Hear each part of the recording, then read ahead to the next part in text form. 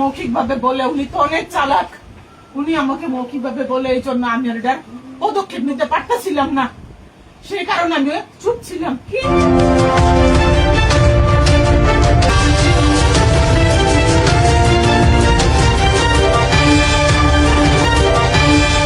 নির্বাহী প্রকৌশলীর বিরুদ্ধে যৌন নিপীড়নের অভিযোগ, সুন্দরী নারীর কান্নায় তোলপাড়। কুমিল্লা স্বাস্থ্য প্রকৌশল অধিদপ্তরের HED কার্যালয়ে ঘটে যাওয়া এক নজিরবিহীন ঘটনায় পুরো এলাকা জুড়ে তীব্র চাঞ্চল্য সৃষ্টি হয়েছে।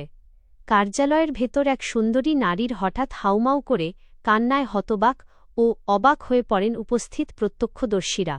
পরবর্তীতে জানা যায়, ওই কার্যালয়ের নির্বাহী প্রকৌশলীর বিরুদ্ধে উঠেছে অত্যন্ত গুরুতর যৌন নিপীড়নের অভিযোগ। প্রত্যক্ষদর্শীদের বিবরণ এবং সামাজিক যোগাযোগ মাধ্যমে ছড়িয়ে পড়া ভিডিও থেকে জানা যায়, ঘটনার দিন ওই নারী আকস্মিকভাবেই কান্নায় ভেঙে পড়েন। কান্না মিশ্রিত কণ্ঠে তাকে বলতে শোনা যায়, অভিযুক্ত নির্বাহী প্রকৌশলী তাকে দীর্ঘদিন ধরে নানাভাবে উত্ত্যক্ত করে আসছিলেন। এক পর্যায়ে ওই অফিসার তাকে নিজের অফিস রুমে যাওয়ার জন্য অনৈতিক প্রস্তাব দেন। ভুক্তভোগী নারী আরও অভিযোগ করেন, তিনি ওই অফিসারের অনৈতিক প্রস্তাবে রাজি না হওয়ায় তাকে চাকরিচ্যুত করা কিংবা দূরবর্তী কোনো স্থানে বদলি করে দেওয়ার সরাসরি হুমকি দেওয়া হয়। এমন এক প্রভাবশালী কর্মকর্তার কাছ থেকে আসা অনৈতিক দাবি এবং হুমকির মুখে নিজের ক্ষোভ ও অসহায়ত্ব ধরে রাখতে না পেরে প্রকাশ্যেই কান্নায় ভেঙে পড়েন তিনি।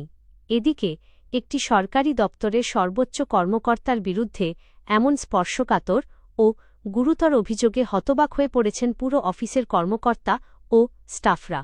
কার্যালয়ের ভেতরে এমন ঘটনা সাধারণ কর্মকর্তা কর্মচারীদের মধ্যেও চরম অস্বস্তি ও ক্ষোভের জন্ম দিয়েছে। আমার কাছে মৌখিক কোনো প্রমাণ ছিল না, লিখিত বা মৌখিক কোনো প্রমাণ ছিল না। উনি অনেক চালাক। আমি যখন উপরে খাইতে যাইতাম, উপরে আমি খাইতে যাই, এখানে রান্নার ব্যবস্থা আছে, এখানে উপরে পুরো আবাসিক সবাই থাকে, এখানে 3 থেকে 4 জন কর্মকর্তা থাকে, অফিসিয়াল নিয়ম থাকার কোনো ব্যবধান নাই। আমি এগুলা বলি স্যারকে, স্যার আপনি কিন্তু অনৈতিক কাজ করতেছেন, আপনি কিন্তু উপরে থাকতে পারেন না স্যার, আমাকে কিন্তু কর্তৃপক্ষ শোকজ করে দিবে স্যার, আমার কিন্তু চাকরি চলে যাবে স্যার। উনি বলে পাগনামি করো, বদলি শোকজ তোমার দেখাই নাই।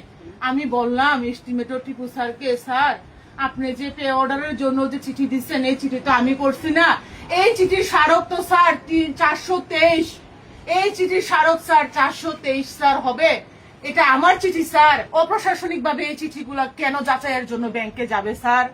তখন টিপু স্যার আমাকে বলে, নয়া ফুন্দে বাল উঠছে, অফিসারকে আসেন কাউন্টার করতে, চার্জ করতে।